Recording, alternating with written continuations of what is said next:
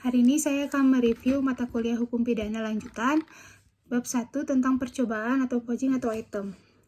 Pengertian dan sifat percobaan. Pengertian atau definisi tentang percobaan belum ada atau belum diatur dalam KUHP, tetapi dalam KUHP hanya ada batasan-batasan dan syarat-syarat yang ditentukan kapan adanya percobaan dan menentukan syarat-syarat seperti yang diatur dalam pasal 53 dan 54 KUHP. Seperti pada pasal 53 KUHP, mencoba melakukan kejahatan dipidana jika niat untuk itu ternyata dari adanya permulaan, pelaksanaan, dan tidak selesai pelaksanaan itu bukan semata-mata disebabkan karena kehendak sendiri.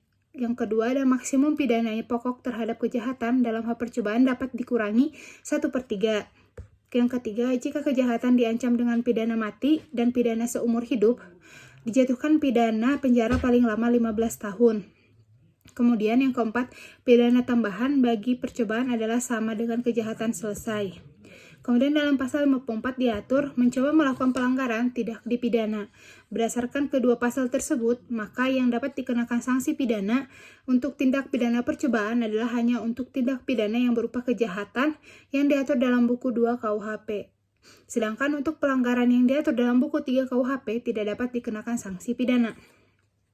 Selain itu, berdasarkan kedua pasal tersebut, maka yang dimaksud dengan percobaan adalah suatu perbuatan yang dilakukan seseorang dengan niat yang jahat dan niat itu sudah mulai dilaksanakan tetapi perbuatan tersebut belum selesai. Tidak selesainya perbuatan tersebut bukan karena kehendak dari pelaku. Kemudian sifat percobaan itu ada dua, sebagai dasar atau alasan memperkuat dapat dipidananya seseorang dan sebagai dasar atau alat memperluas dapat dipidananya perbuatan. Kemudian, dasar patut dipidananya percobaan yang pertama itu secara teori subjektif. Menurut teori ini dasar patut dapat dipidananya percobaan terletak pada sikap batin atau watak yang berbahaya dari pelaku. Penganut teori ini adalah Van Hammel. Kemudian ada teori objektif. Menurut teori ini, dasar patut dipidana percobaan terletak pada sifat berbahaya perbuatan yang dilakukan oleh pelaku. Teori ini terdiri dari teori objektif formal dan teori objektif material. Kemudian ada unsur-unsur percobaan.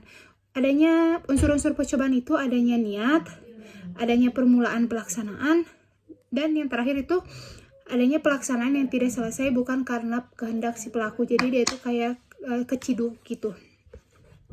Yang pertama adanya niat.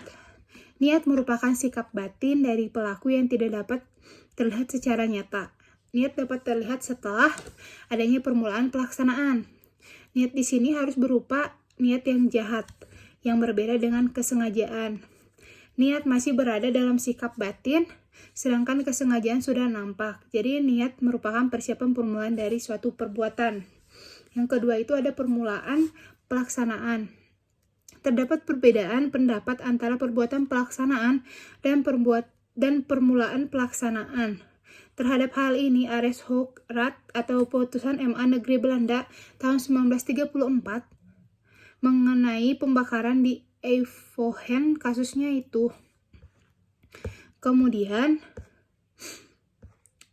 pelaksanaan tidak selesai bukan karena kehendak sendiri.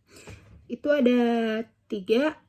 1. Adanya penghalang fisik, misalnya tidak matinya orang yang ditembak karena tangannya disentak orang lain, sehingga tangannya menyimpang atau pistolnya terlepas, atau alat yang digunakan macet atau rusak. Yang kedua akan adanya penghalang fisik, yaitu takut segera ditangkap karena gerak-geriknya untuk mencuri telah diketahui oleh orang lain. Yang ketiga, adanya penghalang yang disebabkan faktor atau kesadaran khusus pada objek yang menjadi sasaran. Misalnya daya tahan orang yang ditembak begitu kuat sehingga tidak mati, atau barang yang akan dicuri terasa berat walaupun pencuri telah berusaha mengangkatnya sekuat tenaga. Kemudian tidak selesainya perbuatan karena kehendak sendiri itu ada 2, yaitu pengunduran diri secara sukarela atau retreat, yaitu tidak menyelesaikan perbuatan pelaksanaan yang diperlukan untuk delik tersebut.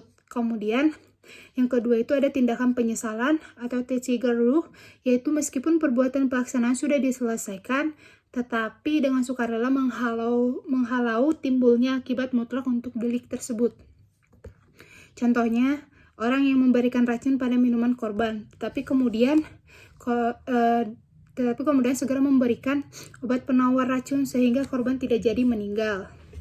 Kemudian ada alasan MVT mencantumkan unsur ketiga dalam pasal 53 KUHP, yaitu untuk menjamin orang agar orang yang mengundurkan diri secara sukarela dalam melaksanakan kejahatan tidak dipidana.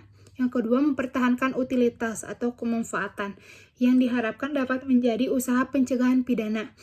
Maka orang yang telah mulai melakukan kejahatan diharapkan akan mengurungkan perbuatannya. Kemudian atas dasar alasan MVT tersebut, ada pendapat bahwa dapat dijadikan alasan penghapus pidana yang diformilkan, alasan pemaaf, alasan penghapus penuntutan. Kemudian ada percobaan mampu dan tidak mampu. Percobaan tidak mampu muncul apabila perbuatan pelaksanaan telah dilakukan, tetapi delik yang dituju tidak selesai atau akibat yang terlarang menurut undang-undang tidak timbul. Tidak timbulnya akibat yang dilarang dapat disebabkan tidak mampunya objek.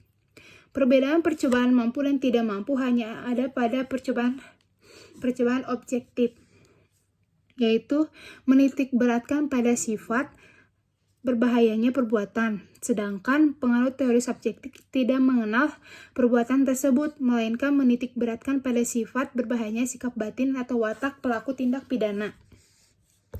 Jadi, menurut MVT, tidak mungkin ada percobaan pada objek yang tidak mampu, yang adalah hanya percobaan yang tidak mampu pada alatnya. MVT membedakan antara percobaan yang tidak mampu karena alatnya dibedakan. Ada dua, yaitu tidak mampu mutlak atau absolut, yaitu bila dengan alat tersebut tidak mungkin akan muncul delik atau tindak pidana, misalnya meracun dengan air kelapa muda. Kemudian yang kedua ada tidak mampu relatif, yaitu bila dengan alat tersebut tidak timbul delik selesai, tetapi keadaan tertentulah yang menyebabkan munculnya delik. Dalam hal ini mungkin ada delik percobaan. Kemudian ada pemidanaan terhadap percobaan. Yang pertama ada percobaan terhadap kejahatan yang diatur dalam pasal 53 ayat 2 KUHP, yaitu maksimum pidana yang dijatuhkan dikurangi 1/3. Kemudian yang kedua, sedangkan menurut pasal 53 ayat 3 KUHP untuk ancaman pidana mati atau seumur hidup, maka maksimal pidana untuk percobaannya adalah 15 tahun. Yang ketiga, adapun percobaan terhadap pelanggaran menurut pasal 54 tidak dipidana. Yang keempat, selain itu ada juga pengecualian terhadap tindak pidana kejahatan yang diatur dalam buku 2 KUHP, tetapi tidak dipidana, yaitu apabila melanggar pasal 184, 302, 351 ayat 5, 352 ayat 2. Kemudian ada percobaan yang di luar KUHP, itu diatur di KUHP seperti seperti dalam Undang-Undang Nomor 7 DRT 1955 tentang TPE, Undang-Undang Nomor 22/1997 tentang narkotika, Undang-Undang Tindak Pidana Korupsi, dan lain-lain. Terhadap beberapa tindak pidana di luar KUHP ini diserahkan kepada pengaturan undang-undang tersebut sesuai dengan pasal 103 KUHP, tetapi umumnya tindak pidana di luar KUHP khususnya tidak berlaku, tidak mengenal percobaan atau sama dengan dianggap perbuatannya selesai. Terima kasih.